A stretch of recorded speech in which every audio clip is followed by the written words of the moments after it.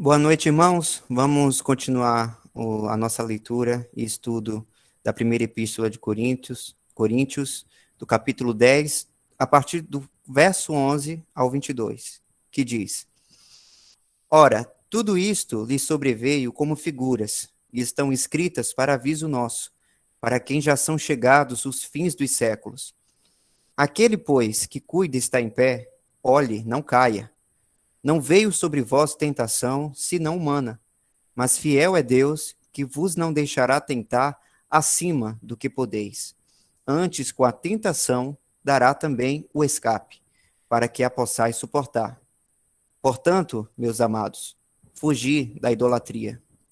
Falo como a entendidos. Julgai vós mesmos o que digo. Porventura, o cálice de bênção que abençoamos. Desce aí, Dal, por gentileza. Porventura, o cálice de bênção que abençoamos não é a comunhão do sangue de Cristo? O pão que partimos não é, porventura, a comunhão do corpo de Cristo? Porque nós, sendo muitos, somos um só pão e um só corpo, porque todos participamos do mesmo pão. Vede a Israel segundo a carne. Os que comem os sacrifícios não são, porventura, participantes do altar? Mas que digo, que o ídolo é alguma coisa? Ou que o sacrificado ao ídolo é alguma coisa? Antes digo que as coisas que os gentios sacrificam, as sacrificam aos demônios e não a Deus. E não quero que sejais participantes com os demônios. Não podeis beber o cálice do Senhor e o cálice dos demônios. Não podeis ser participantes da mesa do Senhor e da mesa dos demônios. Ou irritaremos o Senhor? Somos nós mais fortes do que ele?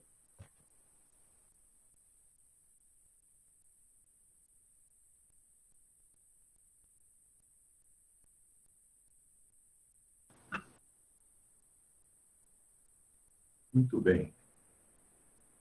Esse capítulo 10 de 1 Coríntios é muito instrutivo, porque ele vai buscar, lá no Antigo Testamento, fatos históricos, para depois ensinar um princípio que é muito útil para nós, no sentido de conhecermos a Bíblia e conhecermos também as figuras da Bíblia. Porque no Antigo Testamento nós não temos doutrina para a igreja. É sempre bom entender isso. A falta de entendimento faz surgir um sem número de denominações, porque cada uma pega a porção preferida do Antigo Testamento e fala, a gente tem que fazer assim, né? Mas ali não tem doutrina para a igreja. O ensino para a igreja, quando eu falo doutrina, a palavra doutrina significa ensino. O ensino para a igreja é o que nós temos nas cartas dos apóstolos. Nem mesmo Atos dos Apóstolos é doutrina para a igreja. Nós temos ali os atos dos apóstolos, as coisas que os apóstolos fizeram. E algumas nem sempre estavam corretas, não é? Mas também, com o discernimento que o Espírito Santo nos dá, nós podemos encontrar ali situações que podem nos ajudar também na igreja, nas coisas do Senhor. E os evangelhos também não são doutrina para a igreja. Os evangelhos são basicamente para Israel, para os judeus. Ali é o Senhor Jesus, um judeu, o Messias vindo ao mundo para os judeus. Né? Nós vemos que até há episódios em que ele reluta em curar gentios que o procuram, a mulher gentia que o procura. Ele até prova a fé dela, né? Falando que não é certo dar o pão dos filhos aos cachorrinhos, mas a mulher mostra a sua fé, a sua insistência. Então, é importante entender isso. Quando ele manda também os seus primeiros discípulos saírem para levar o evangelho do reino, e ali o assunto não é o evangelho da graça, ali o assunto é o evangelho do reino, ele diz que para não irem nas cidades dos gentios. Então, se nós avaliarmos do ponto de vista de igreja, de cristianismo, nós podemos ficar até meio impressionados. Como que ele não falou para levar o evangelho para os gentios? Não, porque era uma missão restrita aos judeus. Porque ele tinha vindo para reinar sobre os judeus, sobre ser o rei dos judeus. E tudo muito espelhando o que vai acontecer no milênio, quando Cristo estabeleceu o seu reino, e aí então, aqueles milagres e sinais que nós vimos nos evangelhos, nós entendemos que eles eram amostras grátis do que será o milênio. Eles não eram uma coisa para permanecer sempre aqui na Terra, mas amostras grátis daquilo que será no milênio. Então, tendo dito isto, no versículo 11 de 1 Coríntios 10, o apóstolo Paulo escreve: ora, tudo isto lhe sobreveio. Tudo isto o quê? Todas aquelas provas que aconteceram ali, a idolatria, murmurações, todas as coisas desde o versículo 1, tudo isso lhe sobreveio como figuras, e estão escritas para aviso nosso, para quem já são chegados os fins dos séculos. Ou seja, nós entendemos que aquelas questões todas tinham um ensino para nós, mas no sentido de figuras, exemplos. Né? Quando é muito bom nós termos as figuras, mas sempre lembrar também que a coisa em si, a realidade, é muito melhor que a figura. Então, se você, por exemplo, abre o Antigo Testamento e encontra lá muitas figuras de Cristo, muitos símbolos, muitas nuvens, né, mostrando o que era, quem viria a ser esse Salvador, esse Senhor. Quando nós vamos para o Novo Testamento, nós temos a pessoa de Cristo, a realidade da sua pessoa. Então, uma pessoa, por exemplo, se você está esperando chegar na sua casa uma visita muito importante, que você gosta muito, e você vê na porta aparecer a sombra dessa pessoa, sinal de que ela está chegando, o que você faz? Você corre e abraça e beija a sombra? Não. Você corre para abraçar e beijar aquele que vem depois da sombra, que é a pessoa que você está esperando. Então, as sombras e figuras e exemplos são muito bons nos ocuparmos com eles, mas sempre pensando que a realidade de tudo isso é Cristo.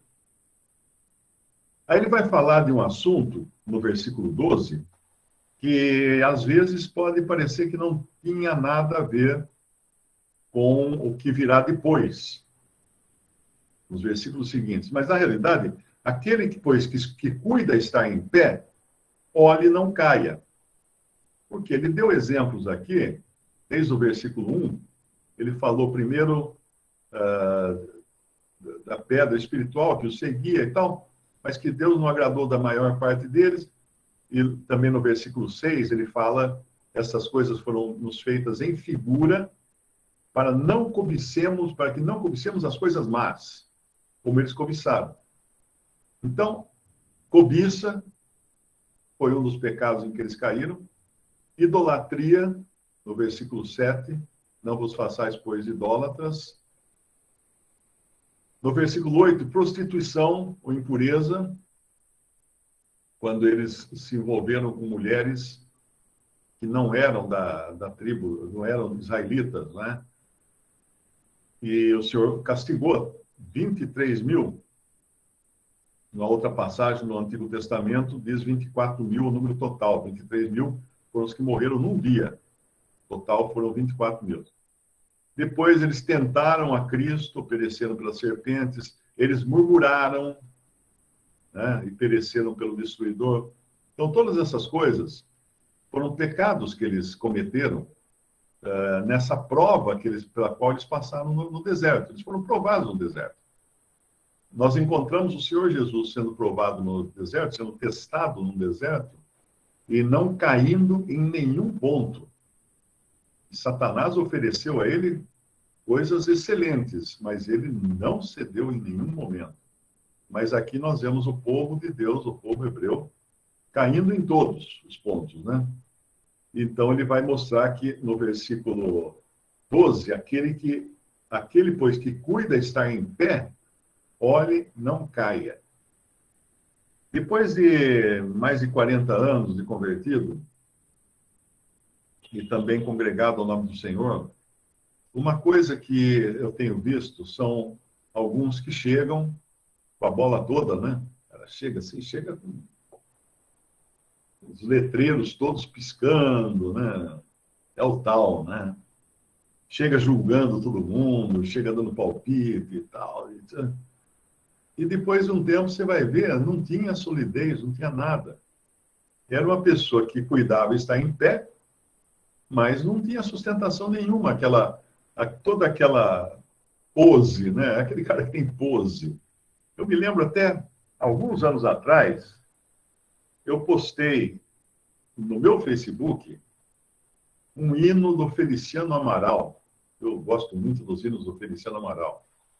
Aí eu postei um hino, não tinha nada de errado na letra, a letra perfeita, tudo bem e tal, né? O Feliciano cantava hinos daqueles bem tradicionais, bem antigão, né? Ele, inclusive, foi o cantor evangélico que mais tempo esteve na profissão de cantor evangélico no Brasil. Aí eu postei esse hino, o cara veio com os 4 pés em cima, né? Coisa de denominacional, e soltou os cachorros. Mas... Aí eu tinha que explicar, escuta, você tem que avaliar a coisa pelo que ela é. É um hino? É. Ele fala alguma coisa errada? Não, não fala. Então, está reclamando o quê, né? E era uma pessoa, assim, sabe, muito justa, muito... Não sei se ele era advogado, o que ele era. Muito correto, muito tem que fazer assim, tem que fazer assado, até vir à tona que ele estava em adultério.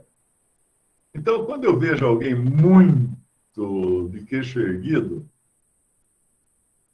eu aconselho, baixa a bola. Baixa a bola. Porque quando nós tentamos entrar na presença do Senhor por degraus, por isso que no altar que havia lá no tabernáculo, ele ficava, não tinha degraus, não tinha uma escada para subir no altar. Por que não tinha uma escada para subir no altar? Porque se tivesse uma escada, quando o sacerdote subisse lá para carregar, levar as oferendas, o povo ia enxergar as vergonhas dele. Porque ele não devia usar a cueca, né? Então, ia enxergar as vergonhas do sacerdote. Então, quem tenta subir na presença de Deus por degraus, ou seja, por esforço, por demonstração de que está sendo alguém que está acima dos demais, dá um ventinho, aparece o que está debaixo das vestes, né? Então, muito cuidado. Aquele, pois, que cuida estar em pé, não que ele está em pé, ele acha que está em pé. Olhe e não caia. Por isso que a confiança, a autoconfiança, é a pior droga que existe para um cristão. Porque coloca em si mesmo a sua esperança e os seus recursos e a sua crença de que ele pode tudo, ele consegue tudo, ele é o tal, ele isso, ele é aquilo. Baixa a bola.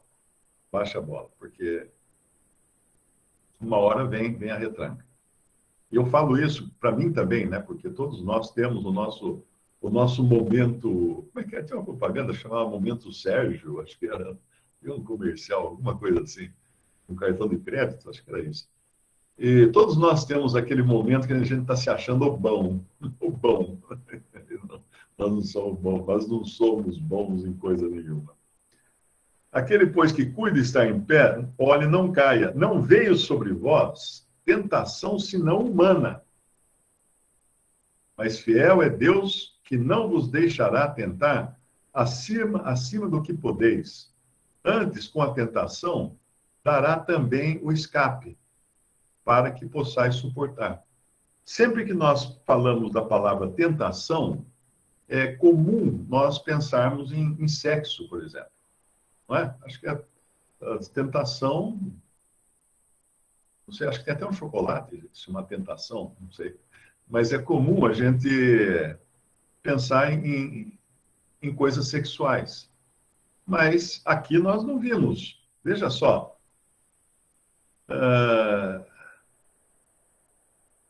No versículo 6, para que não cobicemos as coisas más como eles cobiçaram. O que eles cobiçaram? Não vos façais, pois, idólatras. A idolatria pode vir como uma tentação. Mas como que veio para eles? O povo assentou-se a comer e a beber, levantou-se para folgar. Ué, mas peraí, isso é idolatria? É. Sempre que nós temos algum desejo extremado por alguma coisa, seja qual for, seja comer, seja beber, seja nos divertirmos, isso é idolatria. Porque nós colocamos isso como o motivo, a razão e o motivo da nossa felicidade, da nossa vida aqui na Terra. Então, você vê muito casos de o cara ou então a mulher que se suicidam depois que são abandonados pelo cônjuge, ou pelo namorado, ou pela namorada. Aqui, aqui teve um caso próximo, aqui, inclusive, de onde eu moro. A mulher descobriu que o marido estava um amante, estava na chácara deles, o amante naquele dia. Ela pegou, ligou para o marido e falou: "Você está aí na chácara, tal, com a fulana de tal, né?" "Ah, mas não sei o quê." O cara tentou explicar, ele falou assim: "Ó, escuta muito bem isso." Ela deu um tiro na cabeça no telefone. Então você vê que é uma pessoa. Na realidade, o marido tinha o lugar tão alto, tão elevado na vida dela, que ela achava que ela não ia poder superar aquilo. Então, qualquer coisa que tem um lugar muito alto na nossa vida é uma tentação, é uma idolatria. E ele vai depois falar também dos que murmuravam, dos que pereceram pelas serpentes. Agora, uma coisa importante, olha. O Senhor Jesus foi tentado no deserto, mas não tinha nada de cunho sexual na tentação dele. Satanás ofereceu poder, ofereceu riquezas, ofereceu honra, ofereceu comida para ele depois de 40 dias com fome, né? Mas nada disso fez o Senhor dar um passo fora daquilo que ele tinha vindo fazer, daquilo que ele fazia, que era agradar ao Pai. Então, quando nós falamos em tentação, é bom entender o seguinte. Por exemplo, se eu ganhar muito dinheiro, isso pode ser uma tentação. Isso pode ser uma prova. Deus está querendo me provar para ver como que eu vou me comportar com muito dinheiro. Mas o outro lado, se eu perder tudo que eu tenho, pode ser uma tentação, pode ser uma prova. Deus está querendo me provar para ver como eu reajo, sem ter o meu chão, sem ter aquilo em que eu confiava como sendo minha segurança. Então, qualquer coisa pode ser uma tentação, pode ser uma prova. E quando nós lemos aqui no versículo, a gente podia dar um pulo em Tiago, porque Tiago fala um pouco mais disso. Tiago, capítulo 1, versículo 2. Meus irmãos, tende grande gozo quando cairdes em várias tentações, sabendo que a prova da vossa fé opera a paciência. Tendo, porém, a paciência, a sua obra perfeita, para que sejais perfeitos e completos, sem faltar em coisa alguma. Ué, grande gozo quando cairdes em várias tentações, eu talvez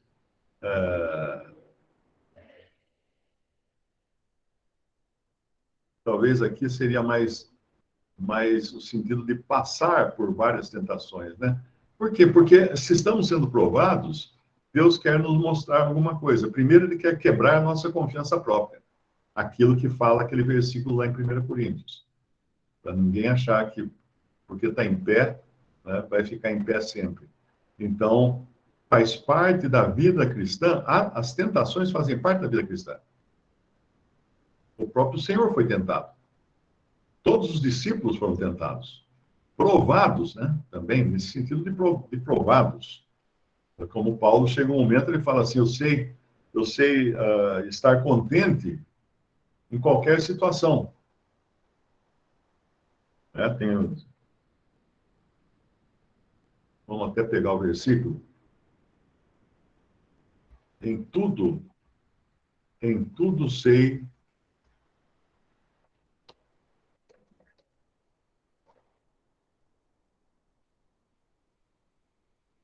Filipenses 4,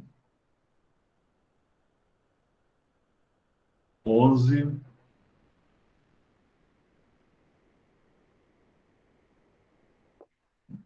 Não digo isso como por necessidade, porque já aprendi a contentar-me com o que tenho. Sei estar abatido e sei também ter abundância em toda maneira. E em todas as coisas estou instruído tanto a ter fartura como a ter fome, tanto a ter abundância como a padecer necessidade. Posso todas as coisas em Cristo que me fortalece. Muita gente usa esse versículo 13 aqui, né? Posso todas as coisas em Cristo que me fortalece, no sentido motivacional. Não, você vai conseguir passar no exame, você vai conseguir ganhar no jogo de basquete, porque você pode todas as coisas em Cristo. Mas não é esse o sentido. Ele está dizendo que ele pode tanto ser rico quanto ser pobre. Não importa. Se é isso que o Senhor permite na vida dele. Mas voltando lá, Tiago, então, ele vai depois falar um pouco mais no versículo 9, mas glorie-se o irmão abatido na sua exaltação, e o rico no seu abatimento, porque ele passará como a flor da erva. Mas eu queria falar de outro versículo 12.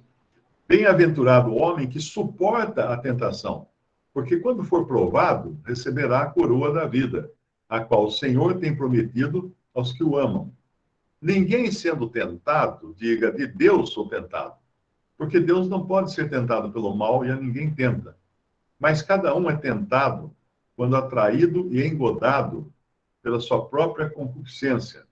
Depois, havendo a concupiscência concebido, dá à luz o pecado. E o pecado, sendo consumado, gera morte. Aqui ele entra um pouco mais no caso da tentação, também lembrando que não são apenas coisas sexuais, hein? Você pode ser tentado no seu emprego a aceitar um cargo e você sabe que vai ter que mentir se você estiver naquele cargo. Você sabe que vai ter que fazer coisas erradas naquele cargo. A tentação, na realidade, não é fazer ou não coisa errada. A tentação está sendo em aceitar ou não aquele cargo que pode levar você a ter que desobedecer a Deus. Sempre lembrando que a tentação não é sempre questão de... O pecado, né, ligado à tentação, não é sempre questão de não fazer certas coisas. Vou dar um exemplo melhor. Eu tenho um cachorro, e esse cachorro pega um osso lá na rua e traz para casa esse osso e fica lá roendo esse osso. Eu não quero que esse cachorro fique roendo o osso. O osso pode estar contaminado, o osso pode dar verme nele, o osso pode ter um monte de problema. Eu não sei de onde veio esse osso, de onde ele arrumou esse osso. Como é que eu vou tirar esse osso do meu cachorro? Se eu for tentar tirar, ele vai me morder. Porque ele está se refestelando com aquele osso que não tem carne nenhuma, é só osso. Né? Então, o que eu faço? Eu vou no açougue, compro um belo naco de carne e trago para ele, ó. O Lulu, aqui, ó. Mostra o que ele faz. Ele larga o osso. Ele larga o osso. Então, a questão de se libertar das tentações ou das coisas que se nos apresentam como sendo oportunidades, é ter sempre algo melhor para nos ocuparmos. E que algo melhor nós temos? Cristo. Cristo. Então, se eu estou apaixonado, morrer de paixão por alguém, e eu já estou me deixando levar. E veja que aqui, ele faz todo o processo de uma gravidez, hein? No versículo 15, de Tiago 1, depois, havendo a concupiscência, bom, começa pelo engano, né? Mas cada um é tentado, e quando atraído e engodado ou enganado pela sua própria concupiscência. O que é concupiscência? Desejo ardente por algo que você tem, que acha que não vai poder ser feliz sem aquilo. Depois de ser enganado pela sua própria concupiscência, havendo a concupiscência concebido, concepção, gravidez aqui, ó. Ficou grávida. A concupiscência ficou grávida. Cresceu, ficou volumosa agora. Aquilo que talvez no começo fosse pequeno, se foi alimentando o grande. 9 meses depois, havendo a concupiscência concebido, dá à luz o pecado. O pecado é o filho da concupiscência. É o filho. A concupiscência, em si, ela ainda não prejudica você, porque você está só sendo atraído, né, e alimentando essa concupiscência. Nesse processo, você se engana a si mesmo, que é o versículo 14. Quando atraído e engodado ou enganado pela sua própria concupiscência. O que é isso? Isso é aí aquele cara que chega para você e fala assim, ó, negócio bom aí, rapaz. Negócio bom. Não é assim, não é totalmente legal, mas é bom. É bom. Vai dar um bom dinheiro. Tal. Não é que é ilegal, não é ilegal. É ilegal, mas não é ilegal. Parece que a pessoa, mudando o tom de voz, ela transforma alguma coisa ilegal em legal, né? Então, isso aí é quando vem... aí você, o que você faz? Você começa a raciocinar, fala assim, todo mundo faz. Isso é normal, todo mundo faz, todo mundo está acostumado com isso. Por que não, né? Agora, pegue isso para qualquer situação.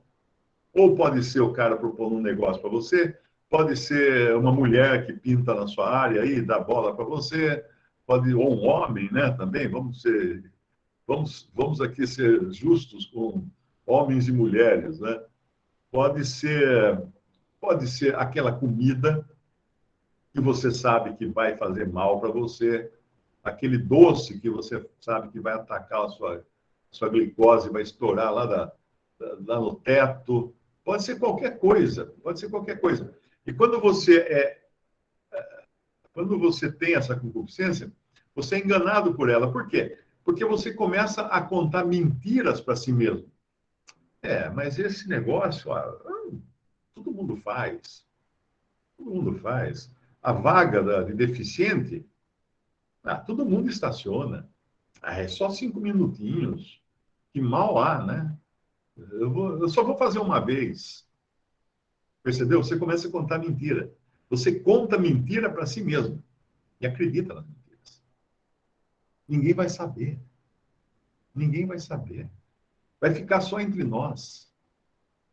Tem muito disso. Em empresa, também no emprego, tem isso. Nos relacionamentos, tem isso. Quando pintam uma oportunidade lá com uma garota super bonita, ou um garoto super bonito, e você fala assim, não, mas vai ser só essa vez, eu não vou estar traindo o meu cônjuge, vai só uma escapadinha. Você fica contando as mentiras para você, e você conta tanta mentira para você, e você é a pessoa mais confiável que você tem, então você acredita em você mesmo, e aí dá luz.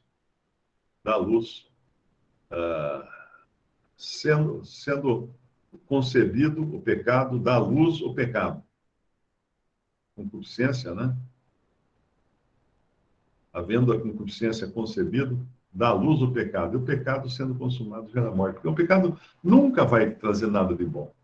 Sempre vai ficar com gosto amargo. Sempre vai ficar com gosto de cabo de guarda-chuva no final da história, porque não vai trazer nada de bom. Então, o que eu preciso para ter? Eu posso adotar aquela posição legalista, né? Eu não faço isso. Eu não faço isso. Não, eu não. Não, não, não, não, não, não. Claro que também é correto no sentido de fugirmos do pecado. Devemos fugir do pecado, como fugiu José da mulher de Potifar, quando ela quis agarrar José, ela quis pegar José e dormir com ele, segurando as roupas dele. O que ele fez? Largou as roupas e, deu no pé. Ele sabia que ia sofrer consequências daquilo.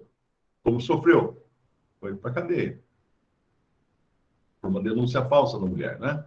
Ela disse que ele que quis agarrar. Mas veja que ele, pelo menos, não traiu a sua consciência e não traiu o Senhor.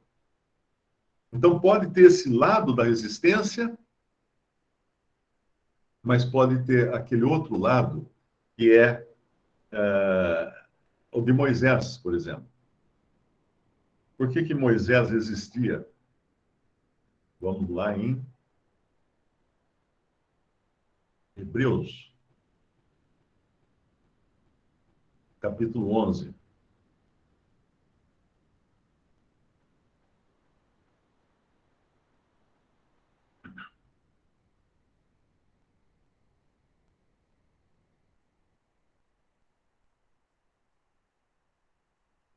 Versículo 23.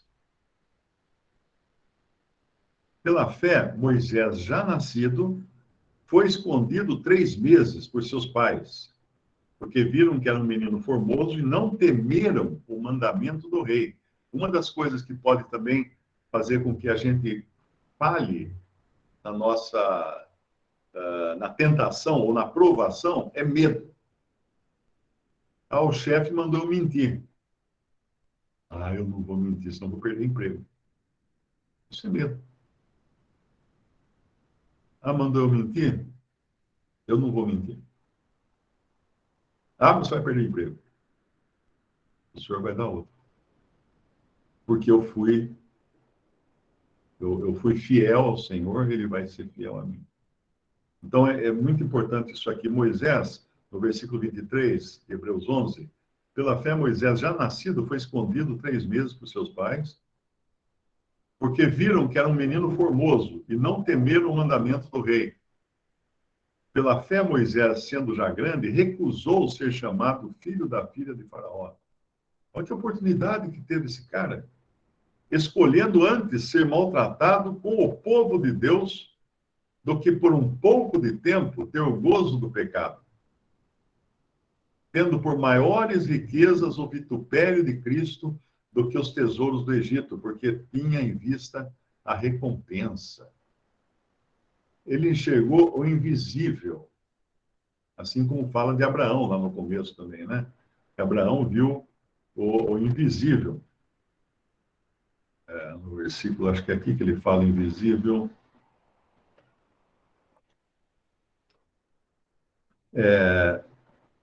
Não, é o próprio Moisés mesmo. A continuação do nosso trecho aqui. Tendo por maiores riquezas o vitupério de Cristo do que os tesouros do Egito, porque tinha em vista a recompensa, pela fé, deixou o Egito, não temendo a ira do rei, porque ficou firme, como vendo o invisível.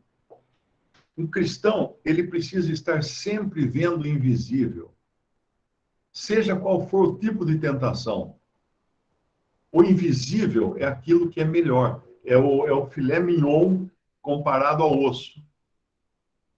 Percebe? Se eu tenho sempre diante de mim o filé mignon da pessoa de Cristo, com todas as suas bênçãos espirituais, com toda a sua formosura, com tudo aquilo que ele é descrito lá em Cantares, por exemplo, logo eu vou enxergar a oportunidade, a suposta oportunidade da tentação, como um osso velho, seco, sem gosto.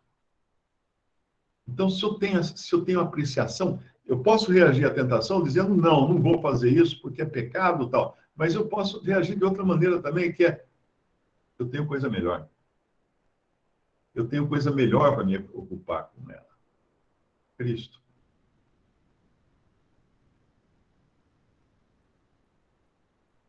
Então, voltando agora lá para... Nós estamos em 1 Coríntios, capítulo 10,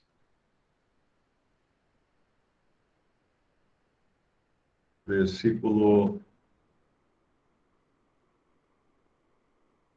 14. No versículo 13, ele já deixa claro uma coisa. Não vos veio Deus não vos deixará tentar acima do que podeis. Antes, com a tentação, dará também o escape para que possa suportar.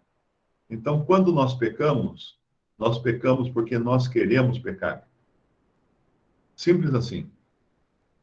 Nós contamos uma história bonita para nós mesmos, nos convencemos, achamos que ia ser só a primeira vez, que não ia ter problema nenhum. Afinal, estou em pé, né? Como é que eu vou cair? E aí caímos. Mas Deus não permite que sejamos tentados acima daquilo que podemos suportar. E Ele dará também o escape. Que escape que Deus dá? Cristo. Se corrermos para Cristo, nada pode nos pegar. Pensa no menininho que sai da escola, né? Ele tem um irmão mais velho, grandão, forte.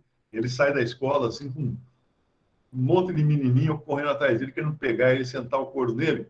E ele vê lá na frente o irmãozão grandão. Ah, o que ele faz?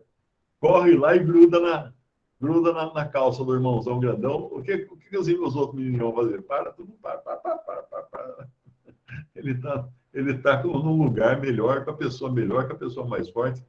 Então, é importante sempre olhar que Deus nos dá o escape. O escape é Cristo. Não é, eu tenho que, para ter o escape, eu tenho que me esforçar mais, eu tenho que. É Cristo, é ocupação com Cristo. Essa não tem paralelo a isso, não tem comparação, não é? Pessoa de Cristo. E aí, então, ele vem no versículo 14, portanto, meus amados, fugi da idolatria. Falo como entendidos, julgai vós mesmos o que digo. E ele vai discorrer agora sobre o cálice e sobre, depois no capítulo 11, né, ele vai falar sobre o pão. Porque, na realidade, quando nós partimos o pão na ceia, nós damos graças primeiro pelo pão, depois pelo cálice. Mas aqui ele vai apresentar o cálice primeiro, para depois apresentar o pão. Aí ele vai falar até.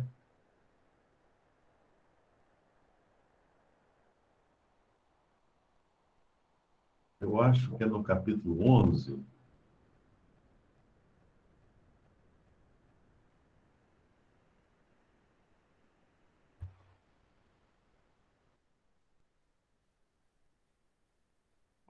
Deixa eu achar aqui, vamos ver.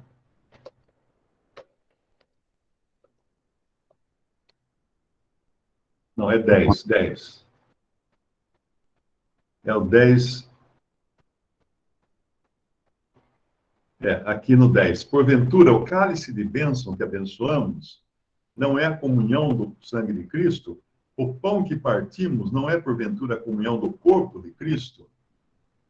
E depois ele vai tratar na questão dos ídolos e tudo mais. Mas aqui é interessante isso. Ele começa pelo cálice. Mas na ceia nós começamos pelo pão. Por que isso?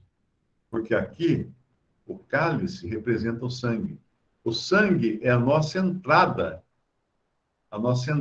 na bênção do sacrifício de Cristo.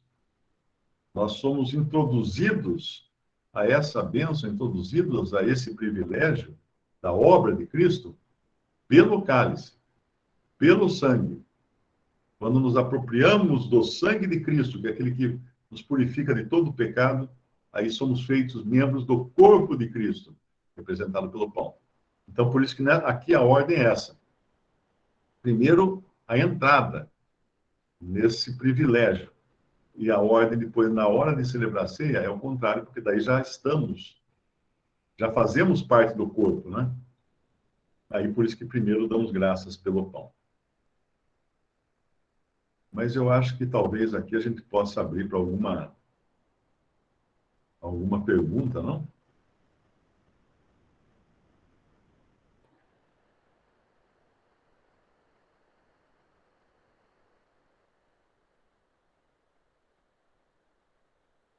Alguém aqui escreveu que o chocolate é a sensação.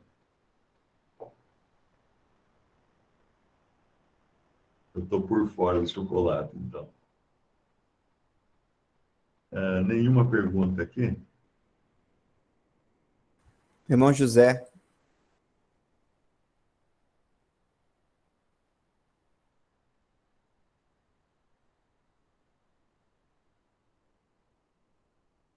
Sim, é isso aí. Basicamente, a mensagem é essa, né? Nós nos ocuparmos, o nosso foco estar em Cristo, para que as coisas periféricas não chamem nossa atenção. Assim é a nossa visão funciona assim, né? Quando nós colocamos o foco em alguma coisa, tudo em volta fica embaçado, porque aquela é a coisa mais importante. Se eu colocar o meu foco em qualquer outra coisa, Cristo vai ficar embaçado para mim.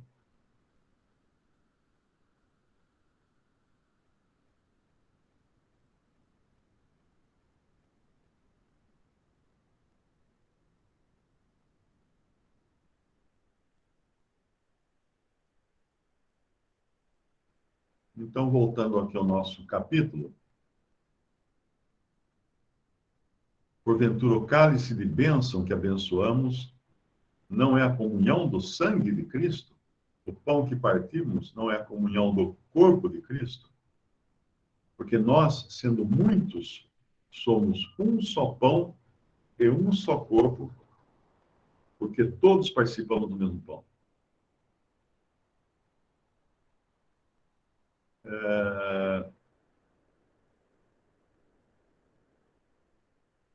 Isso aqui vem conectado também à questão da idolatria, porque ponha-se no lugar de um grego vivendo em Corinto, no primeiro século.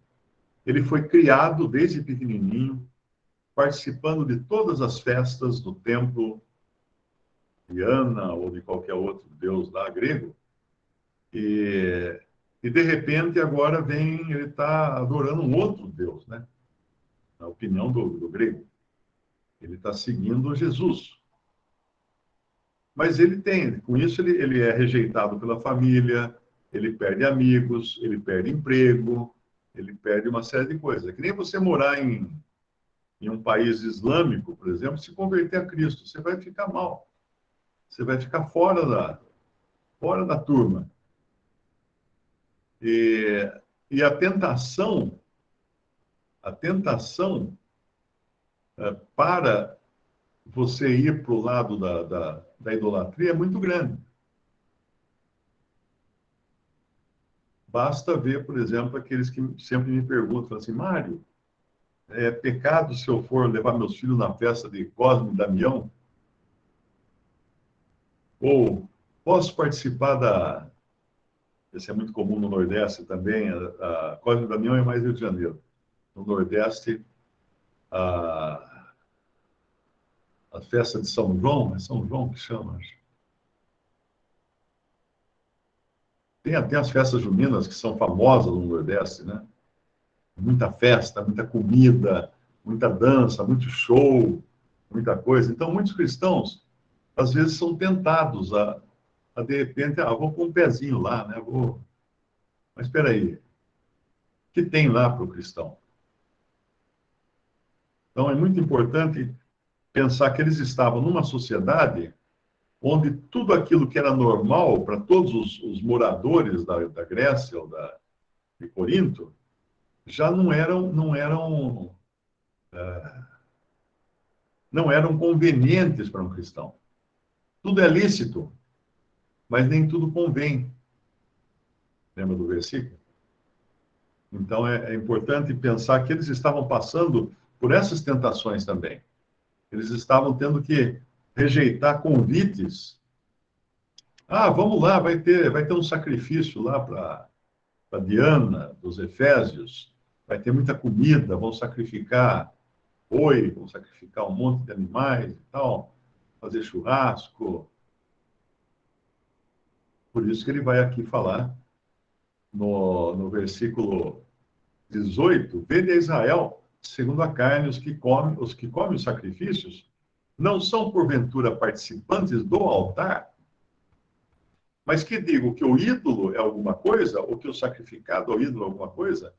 Antes digo que as coisas que os gentios sacrificam, as sacrificam aos demônios, e não a Deus. E não quero que sejais participantes com os demônios. Então, o cristão ele tem que ter esse senso, né, de que tem coisas que realmente vão prejudicar a sua fé, vão prejudicar a sua vida, vão prejudicar o seu testemunho, porque são coisas que não têm a ver com Deus, com o testemunho de Deus na terra.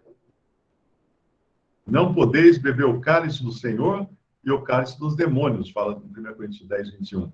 Não podeis ser participantes da mesa do Senhor e da mesa do Senhor, dos demônios. Ou irritaremos o Senhor? Somos nós mais fortes do que ele? E é aqui que ele vai falar em seguida depois. Olha. Todas as coisas me são lícitas, mas nem todas as coisas convêm. Todas as coisas me são lícitas, mas nem todas as coisas edificam. Ninguém busca o proveito próprio. Então, quando eu busco o proveito próprio, seja em qualquer área da minha vida, sem considerar se aquilo é agradável ou não ao Senhor, eu vou cair em pecado. Eu vou estar pecando. Porque pecar é fazer a própria vontade, não é isso? Não foi isso que fez Adão e Eva lá no Jardim do Éden? Pecar é você fazer a própria vontade. Ah, mas então não posso tomar o sorvete de chocolate, que eu gosto tanto? Claro que você pode tomar, mas se você vive, o objetivo da sua vida é tomar sorvete de chocolate, então você está só vivendo para satisfazer os seus sentidos. Então aqui ele dá esse exemplo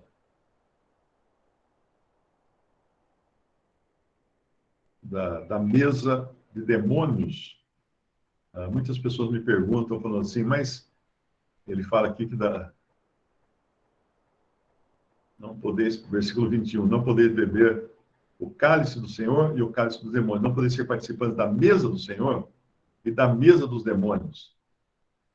Algumas pessoas me perguntam se participar de uma denominação cristã, da ceia da denominação cristã, é participar de mesa de demônios. Não, não é. Não é. É mesa de homens, não é mesa de demônios. Muito importante isso, porque senão a pessoa cai num extremo aí, perigoso até, né? É mesa de homens.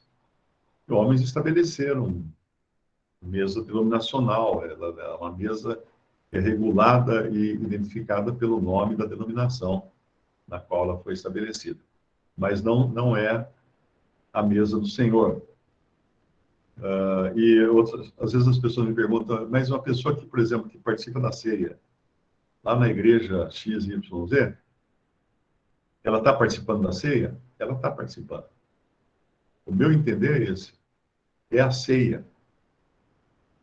Não está participando da mesa, mas está participando da ceia. Pão, símbolo, né?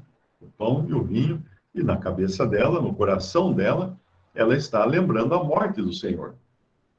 Ela não está fazendo outra coisa, né? Ela não está pensando em outra coisa, ela está pensando na morte do Senhor. Então é importante, às vezes, a gente ter cuidado aí, a que extremo a gente pode cair, né? Porque às vezes, acusar irmãos que são fiéis ao Senhor de estarem em mesa de demônios, ou então aquela irmãzinha idosa, a vida inteira lembrou o Senhor na sua morte, mas a senhora nunca participou da ceia do Senhor. Então, que ceia que era aquela? Então, é bom fazer uma certa distinção das coisas aí.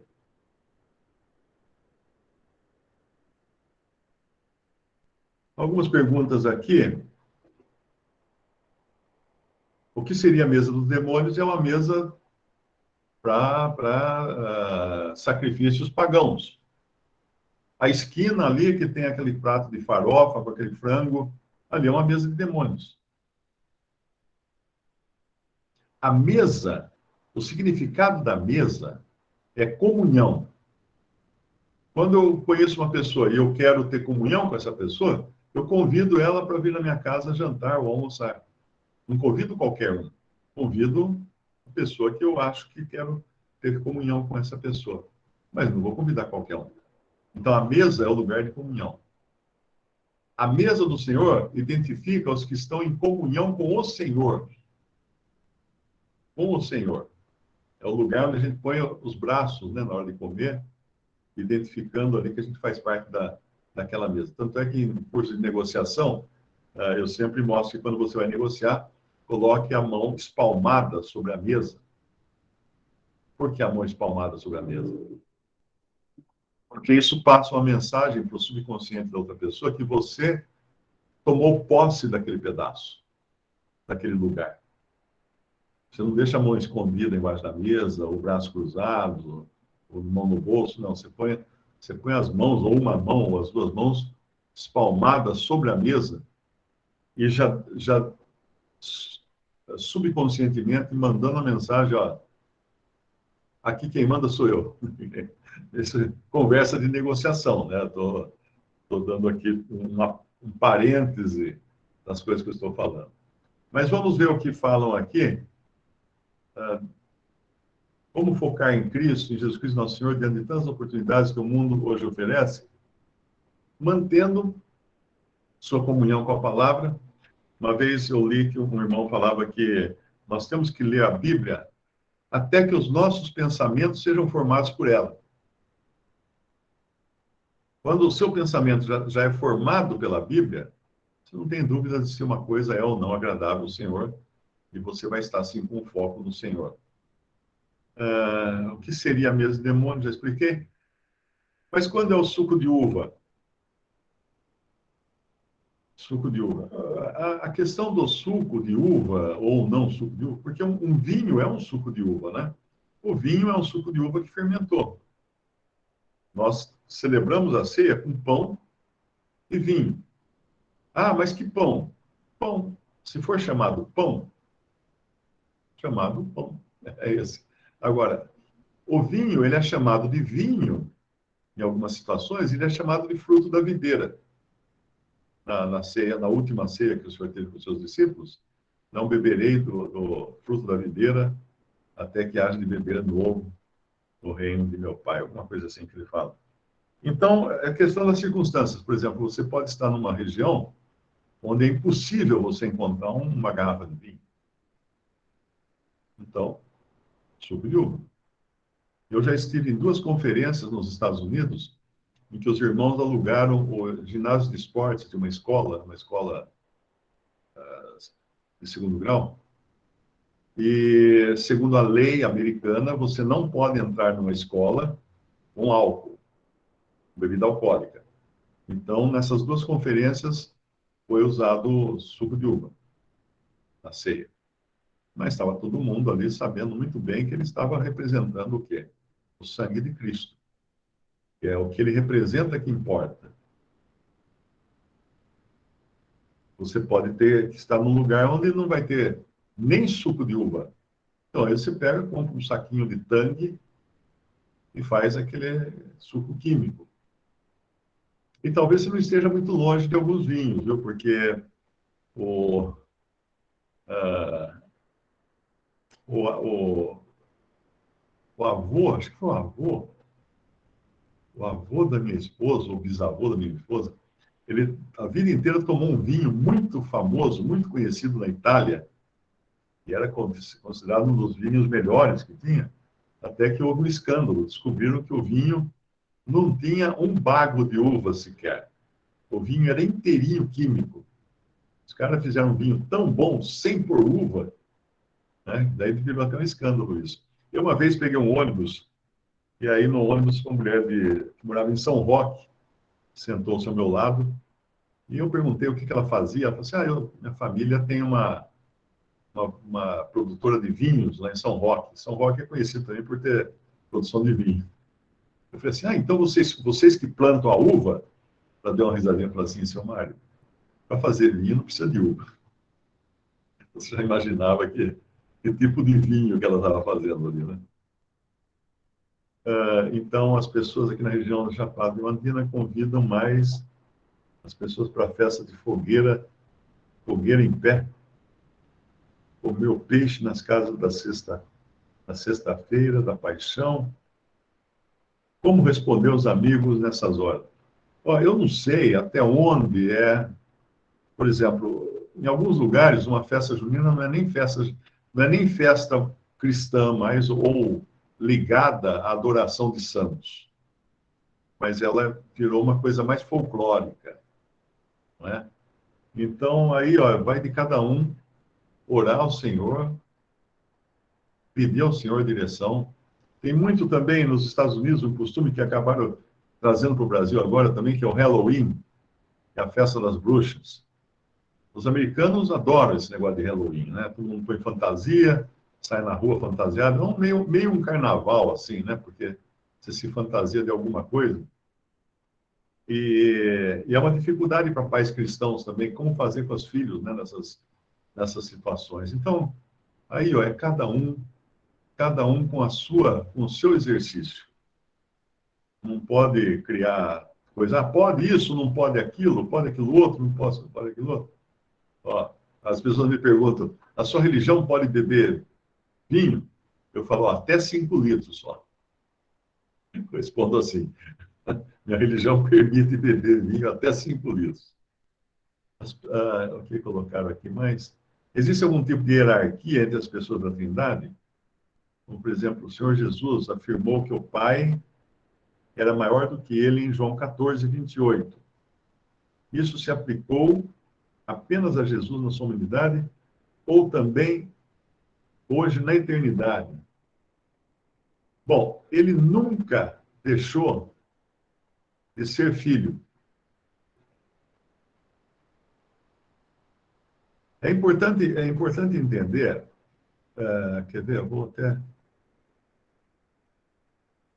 vou pegar o versículo aqui. As três pessoas são igualmente Deus.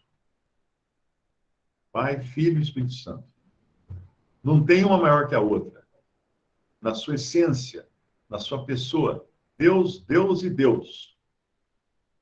Três pessoas divinas, iguais em essência, iguais em poder, iguais nas suas características, todas iguais.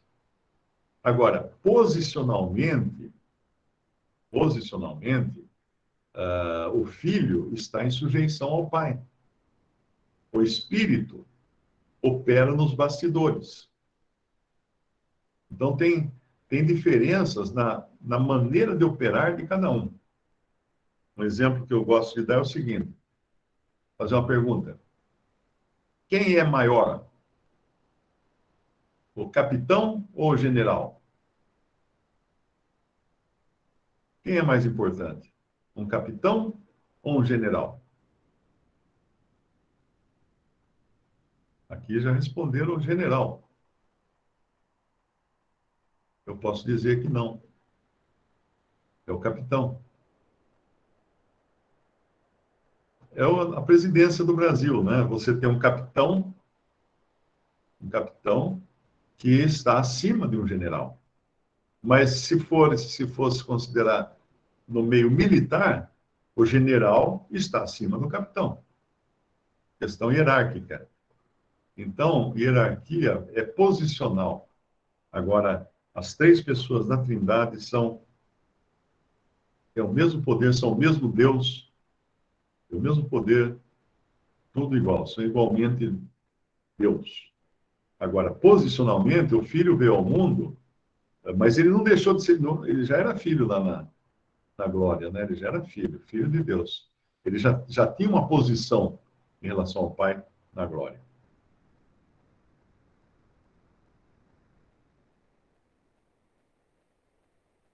Mais alguma dúvida? Mário, trazendo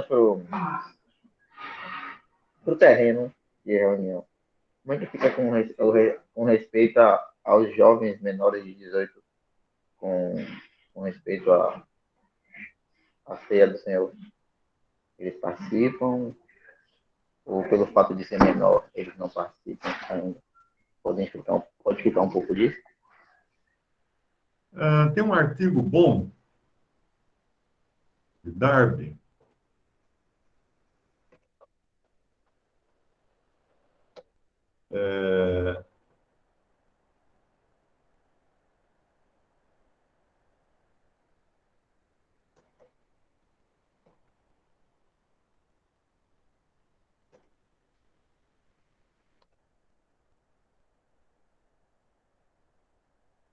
chamado Crianças Convertidas e a Mesa do Senhor. Eu vou colar aqui na área de mensagens. Vou colar o link. É muito interessante. O que nós sabemos é que uma criança em Israel, ela é considerada criança até os 12 anos de idade, como o Senhor Jesus foi apresentado ao templo aos 12 anos. Mas uma menina de 14 anos já estava pronta para se casar. Então, o meu entendimento é que se uma criança, uma adolescente, por exemplo, já tem um bom discernimento do que está fazendo, não é uma criança assim que está brincando, né? Um adolescente. Ele pode pedir o seu lugar à mesa do Senhor, sim, e estar em comunhão. Porque ele tem que saber o que está fazendo, né? Ele não é uma coisa que você obriga a criança a partir o pão. Muitas vezes os pais querem forçar, né? Não, precisa meu filho, eu quero que meu filho também participe da ceia, tá? Mas não, participar da ceia não faz de você um salvo, né? Não é assim que funciona. E o problema da criança muito nova é que ela não foi ainda testada, não foi provada, não passou pelas tentações do mundo, pelas dificuldades, pelos perigos. Então é bom esperar que ela tenha discernimento, né? Pelo menos segurança no que está pedindo.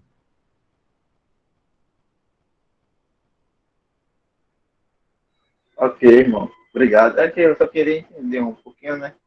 É que eu sou novo, né?